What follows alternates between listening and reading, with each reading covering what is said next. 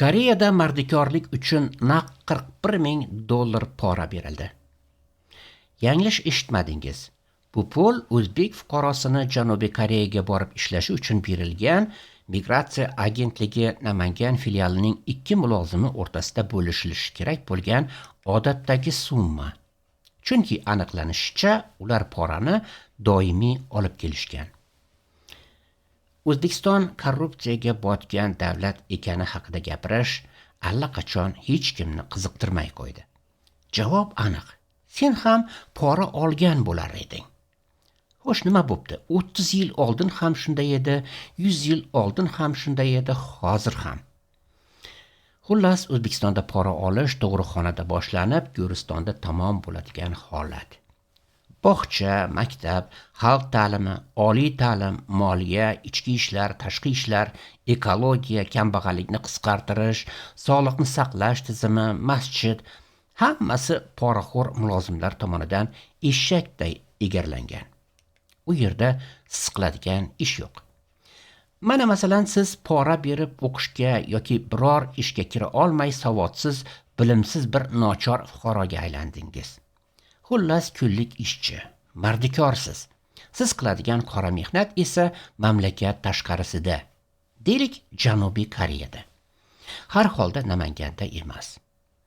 Namanganda tilanchining joyi ham aniq belgilab qo'yilgan.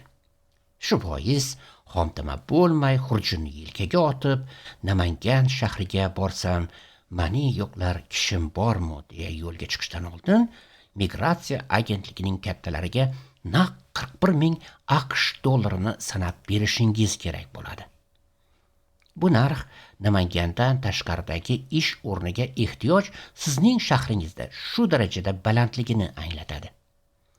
Bu siz uchun nafaqat mashaqqatli mehnat noni, demak, hayot-mamot masalasi ham.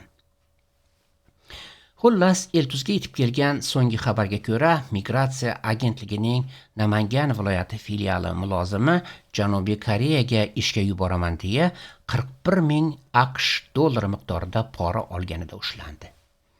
Tekshiruv davomida u poraning bir qismini migratsiya markaziy apparatining bosh mutaxassisi uchun olgani aniqlanib, tezkor tadbir davom ettirildi va agentlikning ushbu mas'ul xodimi ham yuqoridagi pul mablag'idan $15,000 olgan vaqtida jinoyat ustida qo'lga olindi.